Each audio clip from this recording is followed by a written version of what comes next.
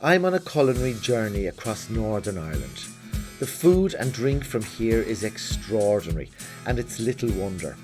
Northern Ireland is full of rich landscapes, producing the finest food and drink. This place boasts miles of ocean coast. It has mountains, rivers and lakes. There are lush glens and counties brimming full of lochs and islands. The locals here go above and beyond to catch, breed, craft and grow the finest produce. In this programme, I'll be meeting the people who produce Northern Ireland's finest food and drink. From Noel McNeill at the Lough Erne resort in County Fermanagh, to cooking lobster with Danny Millar at Baloo House in County Down. And finally, onto the exciting foodie scene in Belfast with chef and restaurant owner Niall McKenna at his new cast and crew restaurant near Titanic Belfast. This morning I'm off to meet David Corrscadden, the head gardener at Florence Court House and Kitchen Garden. We're just 8 miles from Enniskillen here, and we're nestled in the mountains and the forests of Fermanagh. It's the most beautiful setting. Can you tell us a little bit, David, about the history here of the beautiful gardens? Yes, I'd be delighted. We've been working on this garden now for just over 2 years. Prior to that, the garden had fallen into disuse, so it needed quite an amount of restoration to bring it back. What we're trying to do is bring it to how it would look about 1920s, which is the sort of feeling for the whole estate, for the house and the other facilities here.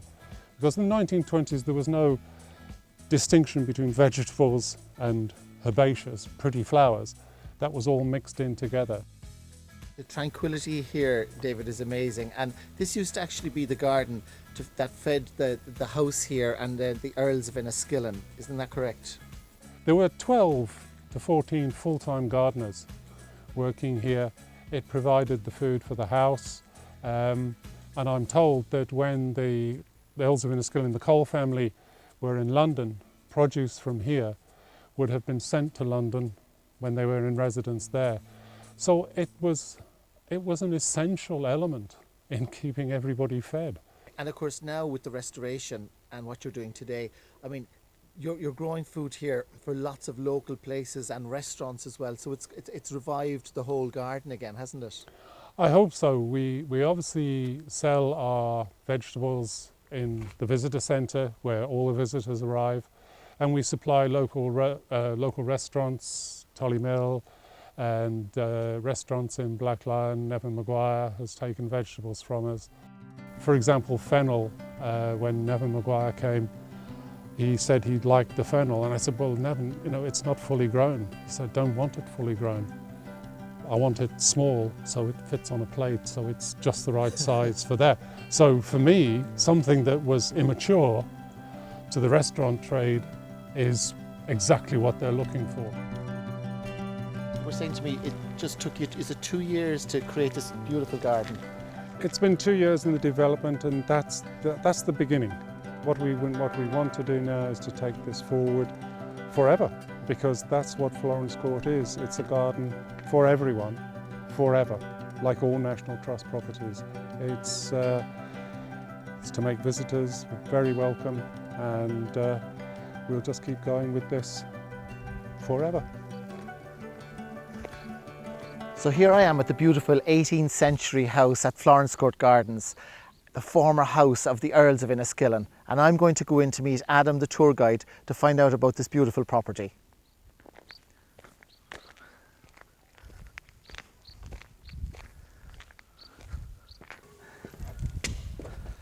Hey Adam, Hi. how are you? How are you? Lovely to meet Welcome you. to Florence Court. Well, it's a lovely property, of course, out here in Florence Court, a very rural setting, of course. Built in roughly around the mid-18th century by the Earls of Enniskillen, or formerly known as the Cole family, you see. The family themselves actually named the property after the original builder of the house, his wife, Lady Florence. And you can see a little painting of her just above us here lovely, now. yeah, very Florence nice. Ray. Quite a nice idea, obviously, to name your house and also your gardens after your lovely wife. Well, that was a really interesting tour today of one of the National Trust properties, Florence Court House. And now I'm heading off to do the Lough Erne water taxi. where Barry Flanagan from Erne Water Taxi is going to take me out on the lake and cook me a spot of lunch using all local produce. So Barry, it's lovely to meet you today, and you're the owner of ErneWaterTaxi.com, and this is a fabulous idea that you came up with here. Now, the taxi itself, we're looking forward to seeing. It looks like business class flights to me, like it's absolutely gorgeous. Yeah. Where did you come up with the idea for this, Barry? Oh, I suppose I've been working in tourism for years, and I ran a little tourist office in Lisnaskea, County Fermanagh. A lot of people used to come in and ask me, you know, how can we get out in the lake, or we want to go out in the lake, and they didn't want to hire a boat themselves. But I thought, you know, it'd be great if someone could have their own tour guide and go out on a boat trip and be guided around the loch and showing the best sights. So that's what I decided to do, set up this business. We bring people short trips, say from a hotel to a restaurant, and then we also, as you say, do the tours for people, tourists coming into the area. So I mean, we've got so many historic sites here on the loch, and so much for people to see when they do come here on Lough Erne. We can do that all in a short space of time because our boat's quite fast as well. Well, listen, I'm really excited about this, so let's get on the boat here and let's get moving. Okay, let's go.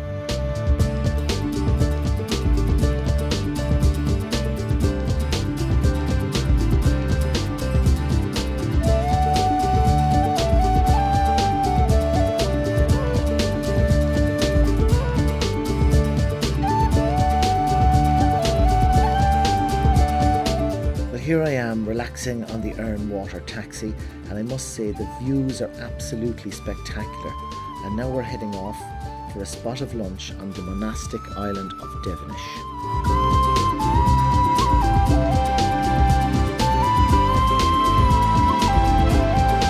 This is Devonish Island. It used to be called Ox Island, but now it's Devonish Island, and it was a man called St. Malaise who set up the monastery here back in the 6th century.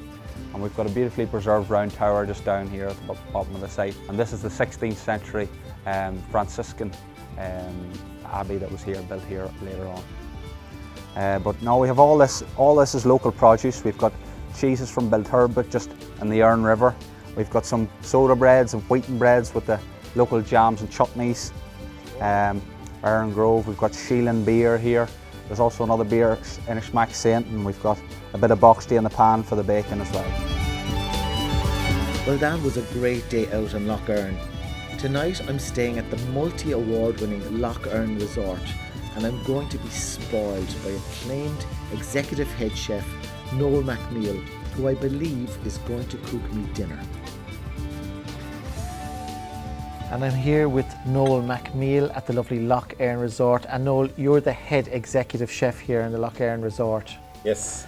And Noel, you're an ambassador really, I suppose, of what it is to quintessentially to enjoy and use local produce. So would you like to tell us a little bit about what you've created here for us today? Well, here in Fermanagh very much, we've got so much great artisan producers. And really this is only a small amount of what really, not just in Fermanagh, but what we create very much in a lot of the great restaurants, I think, in Northern Ireland. And I think, as you can see from our pork, to either some of our rhubarb, some of the carrots, they're all coming from great people. I believe very much that we've got great passion in the kitchen. Isn't it amazing when you can lift up the phone and ring somebody, whether it's Pat O'Doherty or whether it's Morris Kettle, to say to him about the great lamb. And it's all these people that give you great ideas towards what else you can do.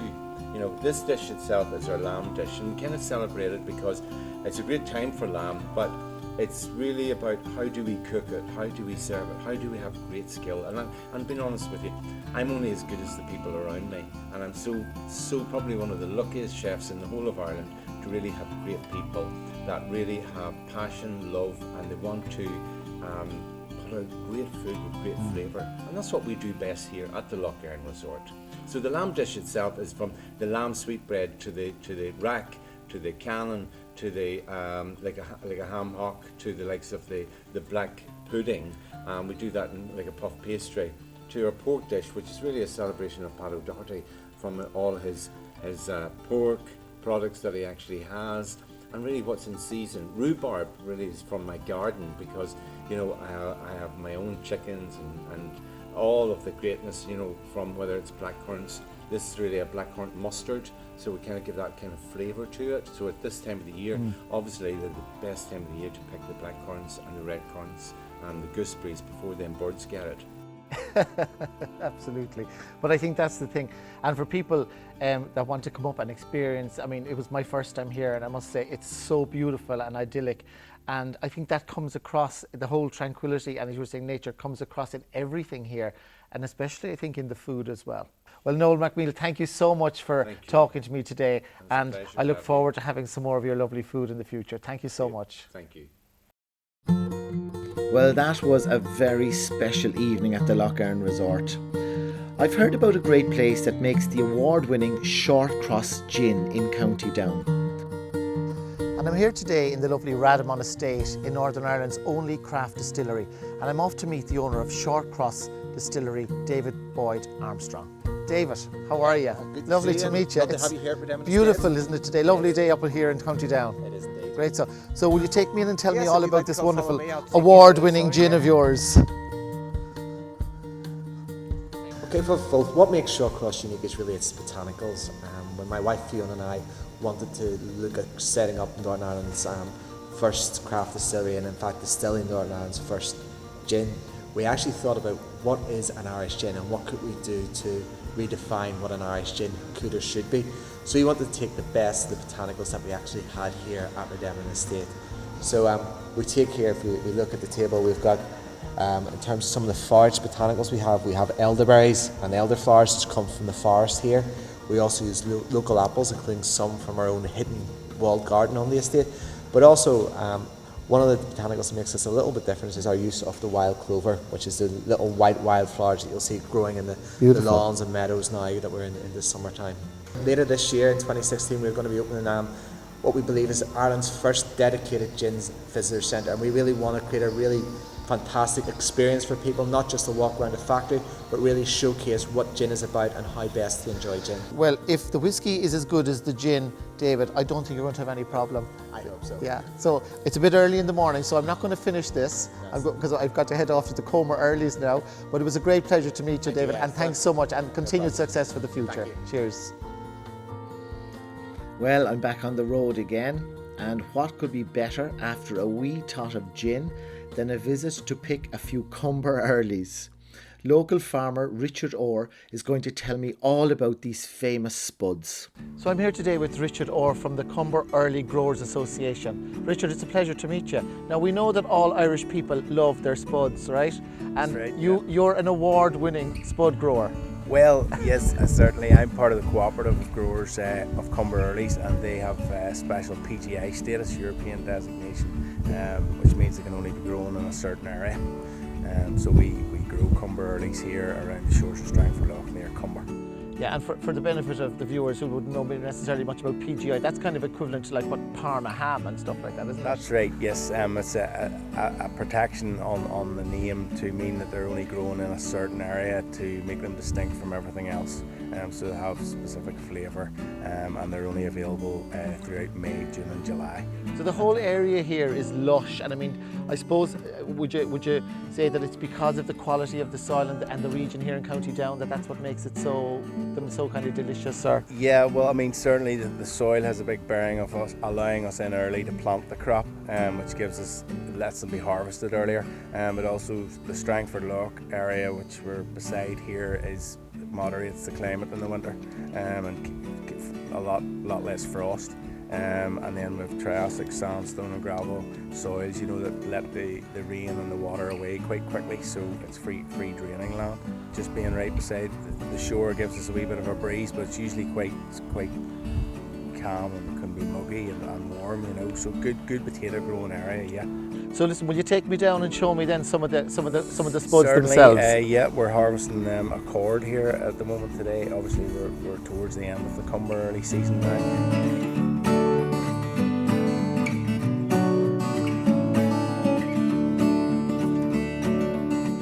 I'm heading up the road now to Clandeboy Yogurt Estate near Bangor. This is the only cow's yogurt currently made in Northern Ireland, and today I'm off to meet the General Manager, Brian Boyd. And of course, Clandeboy here, it's the only estate in Northern Ireland that actually makes cow's yoghurt. It's actually the only yoghurt made in Northern Ireland now at all, so there's no other yoghurts made here currently at all. So it was a great in to the market for us being the only ones producing the yoghurt. We milk two herds, both the Jersey and the Holstein, and we blend the milk to make the product. What we do is we pump natural yoghurt into cheesecloth bags and we strain it for an hour and a half. A lot of companies now make Greek-style yoghurt by adding creams, gelatin, thickeners to it to thicken it up, but we do it in the old-style way. It's quite a slow process, but it gives you a true strained Greek style. So what comes out of the cheesecloth bags is a lovely, rich, creamy product. And the other beauty of it is you've no added sugars, you've nothing. It's just whole milk and probiotic cultures, and that's it, nothing else added. It's coming straight from the grass, from the estate here, you know, so you don't get any more natural. Is it a quite a complicated process, the whole? It's really not that complicated. Like, we collect the milk after milking in the morning. The milk's taken over to our little production unit, and it's incubated slowly overnight as one of the sort of added things to it. It's a very slow process, but the next morning we have natural yoghurt, and that yoghurt's packed and off to the supermarkets that day. So within 24, 48 hours, the milk from the cows is on the shelf as yoghurt sort of thing. So it's pretty straightforward. Seafood is bountiful in Northern Ireland, and I'm heading to one of the best places to enjoy it here, at Lough House, where award-winning chef Danny Millar is going to cook me a juicy lobster and show me his unique style of cooking. My food has definitely evolved over the last 10 years since I've been here in Lough. I think when you get to a certain age, you become a little bit more confident with yourself, more easier on yourself. You're not trying to put like purees and foams and gels, and I don't like them anymore. I like food to be taste of what it is, as you can see in the lobster or the lovely cumber potatoes. You know, they're such great products. They don't all they need a little bit of butter and salt. Yeah. And I think a lot of young chefs don't know that. You know, just they tend to get, it needs something else. It needs to be sitting here. It needs to be over here and on the side of the plate. And there's nothing more beautiful than appreciating that the fact is that these things come out of they were grown lovingly by a farmer and treating them with respect. You know, and I think, especially because I live here within Newton Ards, you know, we're just such fabulous produce, and I think it reflects, you know, of what the food I do and the style that I cook. And it's letting clean flavours speak for themselves and not letting the chef get too carried away. Sometimes you have to go, whoa, calm down and just let the actual ingredients speak for themselves. You'll get seafood locally sourced and vegetables locally sourced because we work in conjunction with the farmers and fishermen, plus they end up being our diners. There's a kind of like a commerce that goes on within the village and with the communities, and I love that.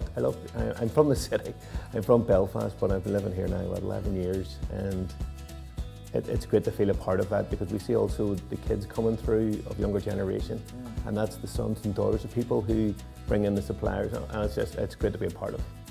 It makes my job so much easier. You know, when you've got great produce coming to the door, I just sit back and go, yeah, I get excited when I see the cumberlands coming in, no big bag of spuds, you know, still dirty, or likewise when John's bringing the lobsters in and the prawns and they're still live and kicking, you know, and it's that what inspires me. It's not really too much about presentation and all that there. It's more about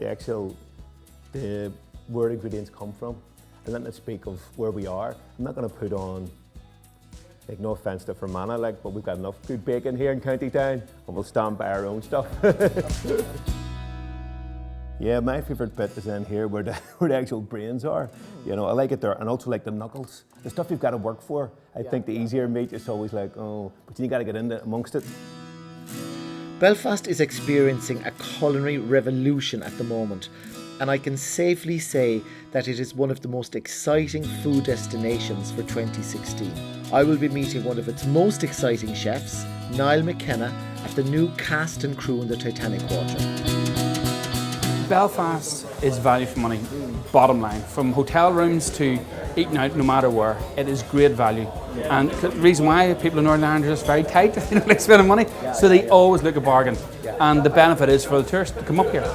It's getting more people from down south coming up here. Like, I'm down in Galway, Lip Fest, Food on the Edge, and it's time people come up here and understand what the unique things we have in Belfast, Lough Erne, Fermanagh Lake is just amazing, and all around Northern Ireland from St Patrick's Grave the whole way through, it's all here, and in such a small area as well. So something healthy, something not so healthy, and a mixture of both really, and that's what we're trying to do. We're trying to get another market within Belfast. So from James Street South, high dining, down to a good quality burger. And the key for me, no matter what you do, good food's good food.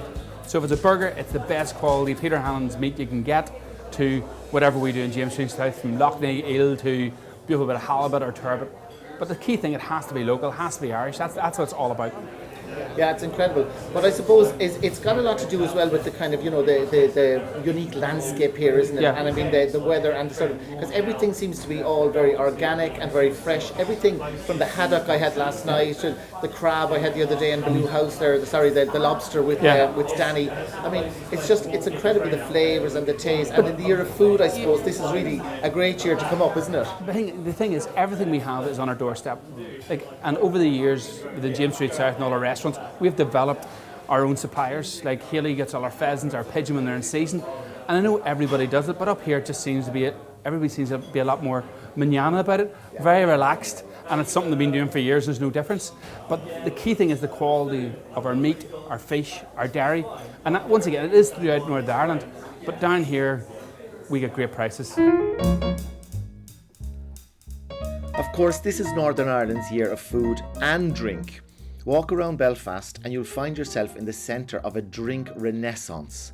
Just a short walk from James Street South, we visited the Perch and its buzzing urban rooftop bar. Here we had some amazing cocktails, served in flower pots no less. The cocktails are slick, the surroundings are uber cool, and the bar staff are incredibly knowledgeable about their craft. Just down the road is the really popular, cool gin haunt Muriel's Cafe Bar. Here, Team Muriel's and the barman Curtis and John serve up some incredible cocktails using local award-winning gins. I pretty much sampled every G&T combo going under the guidance of John. They also have the latest craze, Skinny Prosecco, which has fewer calories than half an egg, so it's perfect for a guilt-free tipple with friends. For connoisseurs of drink these days, you're spoiled for choice in Belfast, and I found cocktails from as little as £4, so really incredible value as well. So I guess what's really amazing about Belfast and Northern Ireland in this year of food is how they've really got access to such wonderful produce, whether it be the salmon or the beautiful lobster, right down to the Hannon's beef. Everything is grown locally here, and it really comes across in the food, that sort of wonderful nearby slow cooking. It's really evident here. So I would say come up to Belfast and enjoy this incredible revolution that's happening in the whole food scene.